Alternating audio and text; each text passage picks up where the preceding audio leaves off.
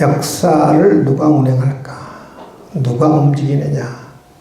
역사의 주체는 누구냐? 역사의 주인은 누구냐? 여러 주장들이 있을 수 있어요. 역사를 움직이는, 세계를 움직이는 사람은 세계 정치 지도자들이 역사를 움직이고 세계를 움직인다. 그렇게 이야기하는 사람도 있을 수 있죠. 그렇죠? 얼마 전에 미국 바이든 대통령이 우리나라를 방문했잖아요. 그렇죠? 뭐 바이든 대통령이라든지 지금 러시아 전쟁을 일으키고 있는 주범 푸틴이라든지 이런 정치 지도자들이 역사를 움직이고 세계를 움직인다. 그렇게 주장들을 합니다.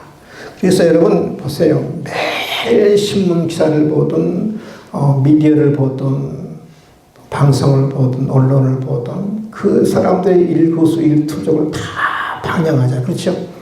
왜 그러겠어요? 왜 신문 기자들이 그들의 일거수일투족 말 한마디 행동 하나에 관심을 갖고 왜 언론에 매일매일 여러 번 쏟아붓겠어요? 그 이유가 있죠. 이 사람들이 세계를 움직인다고 생각하기 때문이죠. 이 사람들이 역사를 움직인다고 생각하기 때문에 그래요. 윤석열 대통령이 우리나라를 움직인다고 생각하기 때문에 일거수일투족이 매일 언론에 나오는 것이요. 여러분, 좋은 지도자를 만나는 건 참 복이거든요. 좋은 지도자를 만나야 우리가 평안할 수 있고 번영을 누릴 수 있어요. 근데 잘못된 지도자를 만나면 고통이죠. 근데 역사를 운행하는 거 어떤 측면에서 보면 정치 지도자들이 역사를, 세계사를 움직이는 것을 맞는 측면도 있습니다. 어떤 사람은 이렇게 이야기합니다. 시대가 역사를 움직인다. 시대가 역사를 만든다. 시대가 역사를 운행한다. 그렇게 이야기하는 사람도 있죠. 제가 여러분 어릴 때에는 이 세계사가 어떤 시대였냐면은 냉전 시대였어요. 냉전 시대. 뭔 알겠죠? 레닌, 스탈린, 막스 그런 사람들이 소련의 공산주의를 만들어서 그래서 중국과 함께 공산주의가 형성되고 또 서구권은 민주주의가 형성돼서 이 시대가 냉전 시대였잖아요. 냉전 시대. 제가 한 냉전 시대 어릴 때부터 제가 근 한 50살까지가 시대가 거의 냉전 시대예요. 냉전 시대. 한 40살? 거의 한 50년, 반세기 동안. 근데 냉전 시대가 끝난 건 무슨 시대가 왔느냐 하면 잘 아실 거예요. 민주화 시대가 민주화 시대. 소련의 코르바초프가 소련 연방을 해체했잖아요. 그렇죠? 소련 연방을 해체함으로 하면 사실은 공산주의가 무너졌어요. 여러분, 우리가 러시아는 공산주의가 아닙니다. 자본주의거든요. 중국도 여러분 공산주의가 아니라 자본주의예요. 우리가 오해하기 쉬운데 이미 소련은 이미 경제 체제가 이미 자본주의고 정치 체제는 푸틴이 독재를 할 뿐이에요. 거기도 선거 다 하고요. 우리처럼 투표 다 해요. 체제는 민주 체제인데 정치 체제는 근데 독재일 뿐인 거예요. 중국도 공산주의가 아니에요. 중국도 이미 뭐냐면은 자본주의예요. 자본주의. 자본이 다 움직여요. 자본. 예, 정치 체제만 공산주의고, 근데 사실은 독재죠. 독재죠. 근데 공산주의는 세계에 보면 몇 나라가 안 남았잖아요. 북한이 사실 공산주의잖아요. 공산. 근데 시대가 역사를 움직이고 시대가 역사를 만든다 그렇게 생각하는 사람들도 있어요. 물론 그런 측면도 있습니다. 시대의 도도한 흐름은 막을 수가 없잖아요. 민주화 시대가 끝나니까 여러분 2년 전부터 무슨 시대가 왔어요? 세계 코로나 시대가 왔잖아요. 코로나 시대.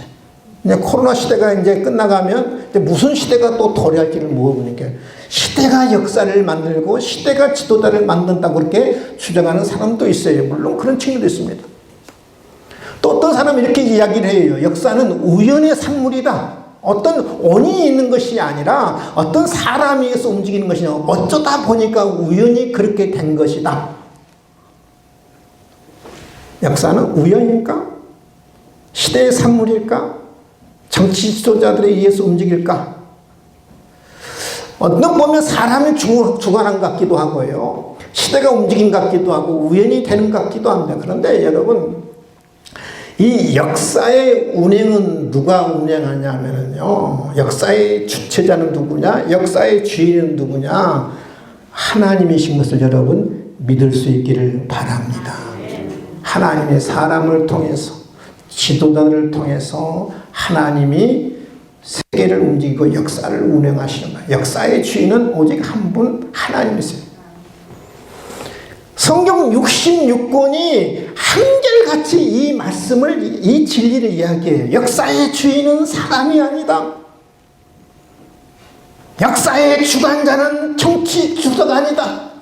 어떨 때는 그렇게 보이지만 역사의 주관자는 하나님이시고 역사의 주인은 하나님이신 것을 성경 66권이 한결같이 창세기부터 요한계시록까지 그렇게 주장하는 거예요. 그렇게 이야기하는 거예요. 근데 세상을 보면 안 그런 것 같잖아요. 그렇죠. 하나님께 역사를 운행한다.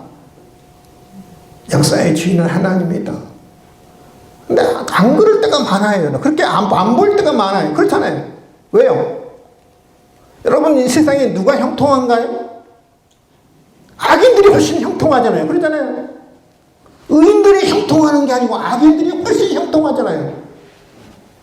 여러분, 우리나라 재벌들 악도가지 않으면 절대 재벌 될 수 없어요. 재벌도 그냥 되는 게 아니에요, 여러분. 그만큼 죄를 많이 지어야 재벌 되는 거죠. 그냥 되는 게 아니에요. 악독해야 돼, 악독해. 근데 악인들이 형통하고 여러분, 불의한 일들이 얼마나 많이 일어나요. 지금 우크라이나 봐도 그렇어요. 우크라이나 봐도 얼마나 선량한 시민들이 아무 죄도 없이 여러분 많은 사람들 죽어가고 있나요? 그러잖아요. 그걸 보면 하나님이 과연 살아계신가? 하나님이 역사를 운행하긴 한가? 역사의 주인은 정말 하나님이신가? 그렇게 의심될 때도 가끔 있지요, 여러분. 근데 세상을 움직이는 큰 역사를 움직이는 분은 누구냐면 하나님이시고요. 하나님은 큰 역사를 움직일 뿐만 아니라 나 한 사람에 관계된 작은 일까지, 하나님은 큰 역사를 움직이고 우주를 움직일 뿐만 아니라 나와 관계된 작은 일까지, 작은 역사까지 운행하시는 분이 바로 누구냐면 하나님이셔요. 믿으시면 아멘. 근데 하나님이 거대한 역사뿐만 아니라 거대한 우주뿐만 아니라 작은 나 하나 관계된 일까지, 작은 역사까지, 작은 일까지 하나님이 운행하시는데 바로 이것이 바울의 신앙이었고 바울의 믿음이었고 바울의 확신이었어요. 오늘 본문이에요. 오늘 본문. 역사를 운행하시는 분은 하나님이다.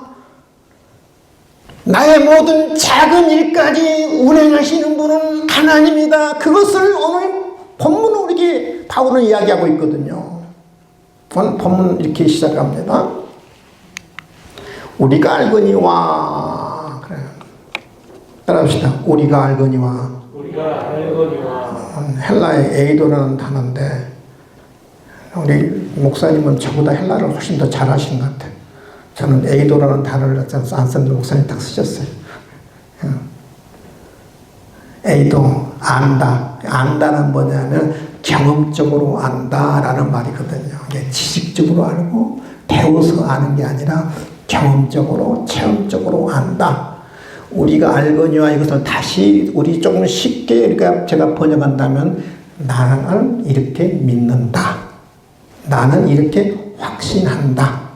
나는 이런 신념을 갖고 있다라는 말이에요. 나는 확신한다. 나는 믿는다. 무엇을 확신하고 무엇을 믿느냐? 역사의 주인 되신 하나님이 나를 부르셨다는 거예요. 따라합시다.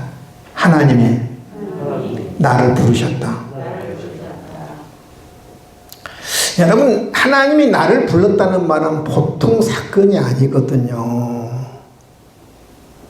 수많은 사람들 가운데, 오고 오는 모든 시대 사람들 가운데 그 많은 사람들에 특별히 하나님이 나를 부르셨어요. 이게 보통 사건이 아닙니다. 보통 이야기가 아니에요. 창세전에 하나님이 나를 선택하시고 하나님이 이 시대 속에 나를 부르셨단 말이에요. 그래서 내가 예수를 믿은 거죠.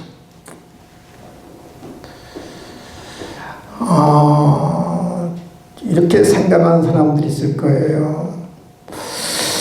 과연 하나님 나를 선택했을까?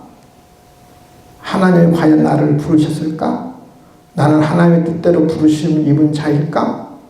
내가 지금 신앙생활 잘하고 있지만 내가 죽어 숨가면 하나님이 야 이놈아 나 너 선택 안 했어. 내가 너 안 불렀었거든. 네가 예수 믿었잖아. 뻘로. 만약에 내가 죽어서 천국 가서 하나님이 너 모른다. 내가 너 선택 안 했다. 내가 널 부르지 않았다. 그러면 나는 어떻게 되지? 그럼 그동안 신앙생활하는 게 뭐가 되는 거야? 혹시 그런 불안감이 아마 있을 수 있어요. 근데 오늘 말씀을 여러분 들으면 하나님이 나를 부르셨다는 것을 확신할 수 있어요. 하나님이 나를 선택했다는 것을 확신할 수 있어요. 믿으시면 아멘. 오늘 성경은 이렇게 하겠습니다. 하나님을 사랑하는 자, 곧 그 뜻대로 부르심을 입은 자들에게는 여러분 곧이라는 부사가 나오잖아요. 하나님을 사랑하는 자, 곧 이 곧이라는 이 부사는 동격 부사예요. 하나님을 사랑하는 것과 뜻대로 부르심 입은 자들은 뭐야? 같다는 의미예요. 그러니까 하나님을 사랑하는 자는 뜻대로 부르심 입은 자들이고 뜻대로 부르심 입은 자들은 뭐냐면은 하나님을 사랑하는 자라는 말이에요. 좀 어려워요? 따라합시다. 부름받은 자는 사랑하는 것이요. 사랑하는 것은 부름받은 자다. 근데 여러분 본문을 잘 우리가 이렇게 분석해 보면 이게 하나님이 부르신다? 내 영역이 아니잖아요. 그렇죠? 하나님의 절대적 주권 영역이에요. 나를 창세전에 예정하시고 창세전에 선택하시고 하나님이 때가 돼서 나를 부르신다? 나하고는 아무 상관없는 일. 하나님의 절대 주권 영역이에요. 그렇잖아요. 나하고 아무 상관없이 하나님이 그냥 선택했고 불렀어요. 하나님 나 불러주세요. 하나님 나 불러주세요 해서 부른 게 아니라 하나님이 선택하시고 불렀어요. 근데 하나님을 사랑하는 것은 하나님의 절대 주권 영역이 내 의지예요. 내 의지의 영역이에요. 그래 안 그래요? 하나님을 내가 사랑하는 거 내 의지의 영역이에요. 근데 내 의지의 영역과 하나님의 절대 주권의 영역이 같다라고 이야기하는 거예요. 같다는 거. 좀 어렵죠? 여러분 내가 선택받은 거 어떻게 알지?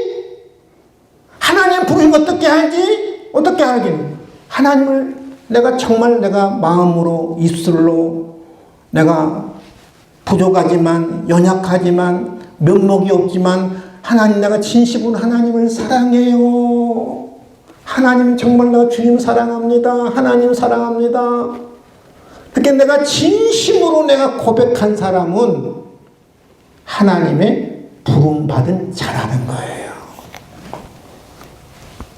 아멘. 하나님을 사랑하는 거예요. 아무나 하는 게 아니에요. 세상을 사랑하는 것은 누구나 할 수 있고요. 아무나 할 수 있어요. 그러잖아요. 돈 사랑하는 거, 남자가 여자 사랑하는 거, 여자가 남자 사랑하는 거, 허라해서 하는 게 자동이에요, 여러분. 근데 내가 하나님을 사랑하는 것은요, 아무나 하는 게 아니라니까요. 그래 내가 하나님을 사랑해야지. 그래 내 주님 사랑해야지. 내가 이제 주님을 사랑하고 말 거야. 내가 아무리 내 의지를 갖고 주님을 사랑하려고 해도 그 그 다음날 못하고 먹는데 뭐. 물거품증 다 사라지는데요. 하나님을 사랑하는 거 아무나 사랑하는 게 아니고요. 주님 사랑 아무나 사랑하는 게 아니에요. 누가 사랑할 수 있느냐? 하나님의 선택받은 자만이 하나님을 사랑할 수 있고 하나님의 부르심을 입은 자만이 하나님을 사랑할 수 있다는 그 바울의 논리예요, 여러분. 그러니까 나는 확신한다. 그러죠. 하나님을 사랑하는 자는 하나님의 선택받은 자요, 하나님의 부르심받은 자다. 하나님의 부름받은 자는 하나님을 자동적으로 하나님을 사랑하게 돼 있다. 이게 바울의 믿음이고 바울의 확신인 거예요. 믿으시면 아멘. 내가 어떻게 구원받은지 알지? 내가 구원받았나? 내가 하나님을 선택받았나? 성경을 통해서 확인해 성경. 하나님을 사랑하냐? 곧 동격부사요. 뜻대로 부르심을 입은 자들에게는 내 뜻대로 부르심을 하나님을 사랑하게 됐고 하나님을 사랑하는 자는 뜻대로 부르심을 입은 자라는 말이에요, 여러분요.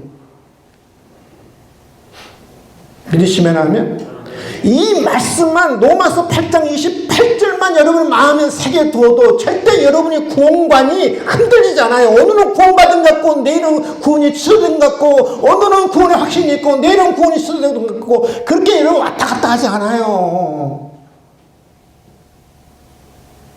우리 구원을 뭘로 우리가 어떤 경험을 통해서 구원을 확신하는 것이 아니라 말씀을 통해서 구원을 확신해야 돼요. 분명히 성경 말해요. 하나님을 사랑하는 자 곧 동격부사 그 뜻대로 부르심을 자들이라는 말이에요.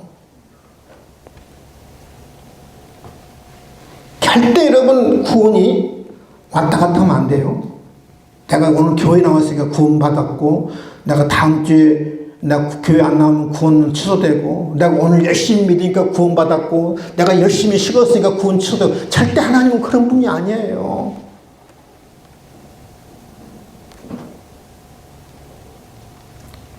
그러면 하나님이 선택하고 부름받은 자들 예수님을 하나님을 사랑하는 자들을 어떻게 인도할까? 어떻게 역사할까? 하나님은 세계를 우주를 역사하실 뿐만 아니라 운행하실 뿐만 아니라 내 작은 관계까지인데 나의 일까지 하나님이 운행하시는 분이에요. 나의 관계된 작은 일까지 하나님의 역사하시고 운행하시는 하나님은 그러면 어떻게 인도할까 나를? 하나님을 사랑하는 자, 하나님 부르심 받은 자를 어떻게 인도할까? 오늘 그 이야기를 하고 있거든요. 잘 들으셔야 돼요. 저는 오늘 여러분 잘 들으시면 복 받고 가시는 거예요. 아멘. 저는 요즘 로마서 8장 28절이 얼마나 큰 위로가 될지 몰라요. 격려가 돼요. 힘이 돼요. 제가 말씀을 선택할 때 저도 사람이기 때문에 제 환경과 많이 관계된 말씀이 자꾸 묵상하면 떠오른다 어떡해요. 그래서 저와 관계된 말씀이 많이 여러분 제가 선택을 할 수밖에 없어요. 저는 사람이니까 그래요. 제가 요즘 이 로마서 8장 28절의 말씀을 늘 생각나요. 내가 늘 낙심될 때마다 자들할 때마다 하나님이 이 말씀을 잔뜩 해주시는 거예요. 우리가 알거냐 하나님을 사랑하는 자 곧 그때로 부르신 자들은 모든 것이 합력하여 선을 이루냐. 이 말씀을 들을 때 힘이 나요, 여러분. 용기가 나요, 여러분. 우울했던 마음이 기쁨이 되는 거예요, 여러분. 믿으시면 아멘. 하나님 어떻게 인도하지? 하나님은 선택하고 부르신 자를 어떻게 인도하지? 두 가지로 인도해요. 따라합시다. 모든 것이 합력한다. 합력한다는 말은 헬라어로 시네르게이라는 단어인데 같이 일한다. 협력한다.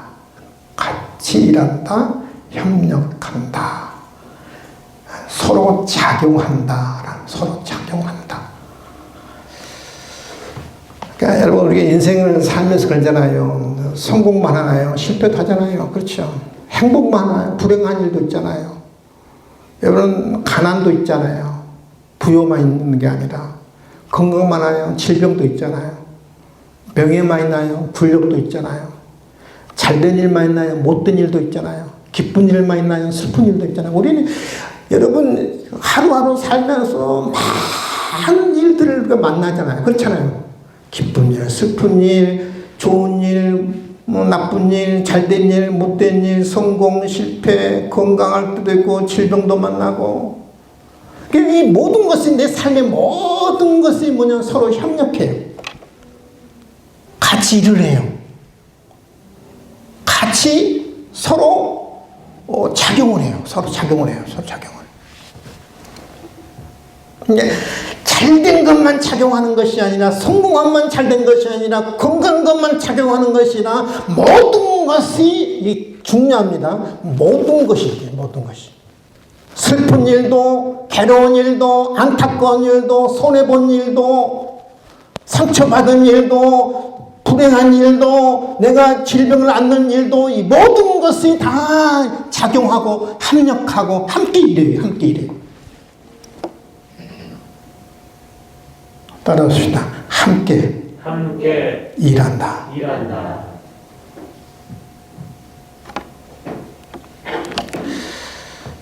두 번째는요. 선을 이룹니다. 모든 것이 협력하여 우리 예수 믿는 사람들, 그리스도인들, 부름받은 자는 모든 것이 서로 작용하고 함께 일해서 선을 이룬다. 선을 이룬다는 말은 뜻이 제가 보니까 두 가지 같아요. 나를 유익하게 한다. 유익하게 된다. 좋게 된다. 지금은 여러분 억울한 일을 당했어요. 엄청난 손해를 봤어요. 지금은 아파요. 근데 나중에는 이것이 모든 것이 작용을 해가지고 뭐냐면은 나를 오히려 유익하게 한다. 유익하게 한다. 유익하게. 나에게 도움이 되게 한다. 나를 오히려 좋게 하게 한다. 나는 지금 당장은 손해지만 당장은 내가 망했지만 이 망한 것으로 손해본 것으로 끝나는 게 아니고 다 모든 것이 작용해서 함께 일을 해가지고 마침내 나를 좋게 만들고 유익하게 만든다는 거예요. 믿으시면 아멘? 이 말씀 들으면 여러분 묵상하면 얼마나 힘이 나요, 여러분. 제가 예를 들어볼게요. 저는 별로 콩나물국 별로 안 좋아하거든요. 콩나물국. 콩나물국 잘한 데가 있긴 있더라고 보니까. 굴이 콩나물국 잘한다고 우리 차장로님이 한 20년 전에 기억나시나요? 콩나물국을 제가 예를 들어 끓인다고 합니다. 콩나물국을 끓이는데 여러 양념들이 들어가잖아요. 그렇죠? 왜냐면 마늘이 우리 우리 재료 가운데, 채소 가운데, 음식 가운데 최고의 지구상의 보약이 좋은 음식이 마늘이라고 하잖아요. 마늘. 어떤 음식보다 좋은 음식이 마늘이라. 근데 여러분은 마늘이 내 몸에 좋다고 해서 콩나물 끓일 때 마늘만 듬뿍 넣으세요. 무슨 맛이 나요? 아무 맛도 안 나요. 콩나물국에는 반드시 뭐가 들어가야 돼요? 파가 들어가야 돼요. 파가 들어가야 돼요. 그렇죠. 근데 파도 들어가고 마늘도 들어가는데 또 빼놓을 수 없는 게 뭐가 있어요? 소금이요. 소금은 우리 인체에 이롭기도 하고 해롭게 하기도 하잖아요. 많이 들어가면은 염분이 많이 있으면 우리 건강을 해치기도 하고 없으면 또 우리 인체를 우리가 건강을 유지할 수 없는 거잖아요. 근데 거기에 콩나물국에 파도 넣고 마늘도 넣고 깨도 넣고 다 넣는데 양파도 넣는데 거기에 소금이 안 들어가 보세요, 여러분요. 맹탕이잖아요. 먹어보실래요, 한번요? 제가 끓여드릴게요. 소금 안 넣은 콩나물국. 거기다 적당히 또 고춧가루 살짝 넣어줘요. 맛이 나잖아요.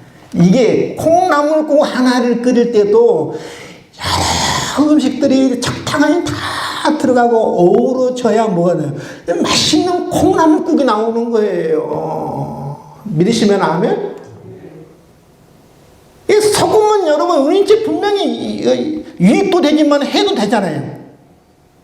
근데 그것도 안 들어가면 안 되는 거예요. 아픔도 질병도 손해도 안 들어가면 안 되는 거예요. 그 모든 것에 다 함께 일을 해서 나를 유익하게 만드는 거지 좋은 것만 나를 유익하게 만드는 게 아니에요. 그러면 내가 어려움을 당했다? 내가 사기를 당했다? 아프죠? 근데 나를 그것이 유익하게 한다 그러면 그 아픔도 실패도 긍정적으로 잘 이길 수가 있어요. 믿으시면 아멘? 이게 바울의 믿음이에요. 바울의 확신이요. 내가 알거니와 내가 확신하거니와 내가 우리가 확신하거니와 모든 것을 예수 믿는 사람들 부름받은 자는 합력한다는 거예요. 합력한다. 그래서 선을 이룬다. 유익하게 한다는 거예요. 두 번째 선을 이룬다는 말은 무슨 말이냐면 목적을 이룬다는 목적. 하나님이 나를 부르신다. 목적이 있어요. 하나님이 나를 향한 부르신 나를 향한 거룩한 목적이 있어요. 이 거룩한 목적을 이룬다는 거. 거룩한 목적을 이룬다. 제가 6장의 그림을 제가 보여드릴 건데요. 퀴즈를 내서 맞히신 분은 제가 급히 쏘겠습니다. 한번 보세요. 잘 보셔야 돼요. 퀴즈가 6개 나가고 난 다음에 퀴즈 냅니다. 두 번째 그림입니다. 세 번째 그림입니다. 네 번째 그림입니다. 다섯 번째 그림입니다. 여섯 번째 그림입니다. 여러분, 이건 유화일까요? 사진일까요? 뭘까요? 예? 유화일까요? 제가 다시 보여드릴까요? 뒤로 돌립니다. 자, 다섯 번째, 네 번째, 세 번째, 두 번째, 첫 번째. 뭘까요? 유화 그림일까요? 화가가 유화를 가지고 그렸을까요? 제가 쉬운 문제 같은 거 내지도 않겠죠. 뭔가가 함정이 있으니까 냈겠지 않았어요? 유화도 아니고 사진도 아니고요. 이 풍경화는요. 뭐냐면 제가 답을 알려드릴게요. 퍼즐이에요. 퍼즐. 아이들 맞추는 거 있잖아요. 맞추는 거. 예? 퍼즐. 하나하나에 맞춰서 하나의 그림을 완성하잖아요. 그렇죠? 그림을 완성하잖아요. 퍼즐이에요. 퍼즐. 여러분, 이 퍼즐에는 시커먼 것도 있고 빨간 것도 있고 초록색도 있고 여러 분홍색도 여러 색깔이 좀 이렇게 돼 있잖아요. 그렇죠? 시커먼 것도 있어요, 여러분. 실패도 있고 낙심도 있고 손해도 있고 아픔도 다 있어요. 근데 시커먼 것만 다 퍼즐하면 이렇게 아름다운 그림이 나오겠냐는 말이에요. 그렇죠? 여기는 뭐죠? 분홍도 있고 빨간 것도 있고 하얀 것도 있잖아요. 이 모든 것이 이 조화를 이렇게 맞춰져 가지고 하나의 아름다운 그림을 완성하는 안 되는 거예요. 저는 그 시절은 우리 인생이라잖아요. 우리 인생. 인생도 마찬가지예요. 여러 일들이 퍼즐을 맞춰가지고 큰 아름다운 그림을 완성하는, 내 인생을 완성해가는 거예요. 실패,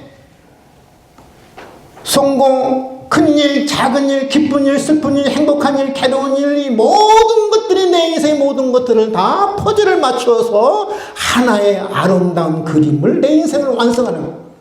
하나의 퍼즐만 가지고 내가 말하면 안 되는 거예요. 하나의 사건은 내 인생의 하나의 퍼즐에 불과해요. 이 퍼즐들이 맞춰져 가지고 하나의 아름다운 그림을 완성하는 것이 하나님의 목적이에요, 여러분. 나를 향한 하나님의 목적이 있어요. 그건 뭐냐면은 내가 여러 실패, 성공, 기쁜 일, 슬픈 일을 다 이렇게 조화를 이루어 가지고 뭐냐면은 우리 주님을 닮아가는 거, 주님을 닮아. 주님의 상품을 닮는 거예요, 주님의 상품. 주님이 온유한 것도 나도 온유하고, 주님이 인내한 것도 나도 주님이 인내하고, 주님의 사랑처럼 나도 주님이 사랑을 베풀고, 주님이 겸손한 것처럼 주님의 겸손함을 내가 닮아가는 것. 그것이 하나님이 나를 향한 거룩한 목적이거든요. 하나의 퍼즐, 큰 퍼즐을 통해서 하나의 그림을 완성하는 거예요. 예수님의 자비, 예수님의 온유, 예수님의 겸손, 예수님의 성진, 예수님의 희생, 예수님의 사랑, 이 모든 퍼즐을 통해서 나를 새롭게 하고 그리스도를 닮게 하는 거룩한 목적이 바로 뭐냐면 이 퍼즐이에요.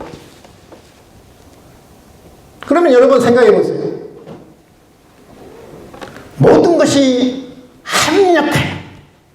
합력해서 무엇을 이룬다고요? 선을 이룹니다. 나를 유익하게 합니다. 나를 향한 거룩한 목적을 이룹니다. 라고 이 믿음 갖고 산다고 그러면, 바울의 믿음이 나의 믿음이라고 그러면, 바울의 확신이 나의 확신이라고 그러면, 슬픈 일을 비록 만난다 할지라도, 억울한 일을 만난다 할지라도 믿음으로 극복할 수 있는 거예요. 아멘. 저는 억울한 일을 당할 때마다 주님이 그래, 나는 목사, 너는 주님보다 억울하냐? 우리 주님이 항상 그래요. 야, 너 나보다 더 억울해? 너 나보다 억울하냐?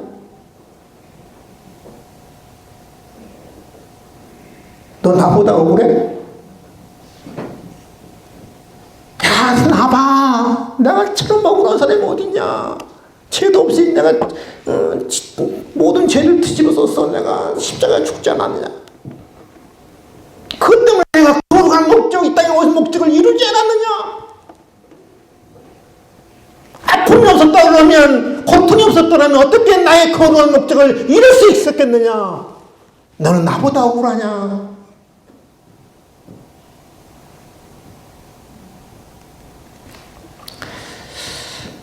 말씀 정리합니다. 저와 여러분은 하나님의 부름받은 자들이에요. 아멘. 왜요? 하나님을 사랑하니까, 주님 사랑하니까, 부족해도 연약해도 명목이 없지만 그래도 주님 사랑해요. 늘지 않게 하잖아요. 주님 명목 없지만 그래도 내가 주님 진심으로 사랑해요. 그걸 고백하고 사니까 주님 부름받은 사람, 선택받은 사람은 아니에요. 이런 사람을 어떻게 인도한다고요? 모든 것이 다 합력해요. 함께 일해요. 모든 것이 함께 작용해요. 그러고 나서 어떻게 인도한다고요? 선으로 인도해요. 유익하게 해요. 거룩한 목적을 이루어요.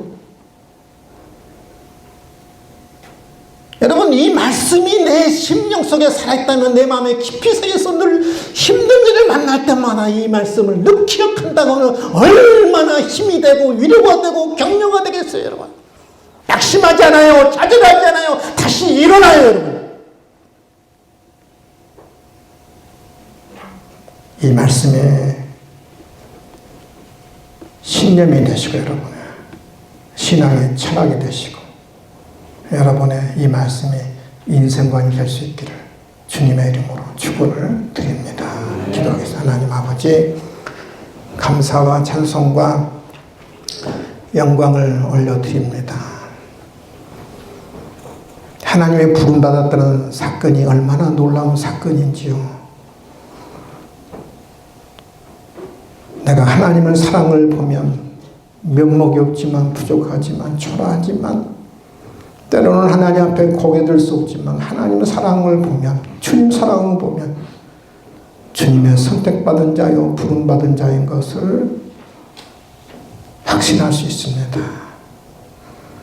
부름받은 자는 하나님이 어떻게 운행하시는가, 부름받은 자는 어떻게 하나님이 역사하시는가, 모든 것이 합력한다고 말합니다. 함께 일한다고 말합니다. 선을 이룹니다. 유익하게 합니다. 거룩한 목적을 이룹니다. 주여, 힘든 일을 만날 때마다 낙심하지 않게 하시고 좌절하지 않게 하시고, 이 말씀을 통해서 다시 하나님 바라보게 하시고, 하나님의 자비하심을 바라보게 하시고, 하나님의 긍휼을 바라보게 하시고, 그래서 다시 일어나게 하시고, 다시 힘을 얻게 하시고, 다시 소망을 갖게 해 주시옵소서. 감사하며 예수님의 이름으로 기도하옵나이다. 아멘.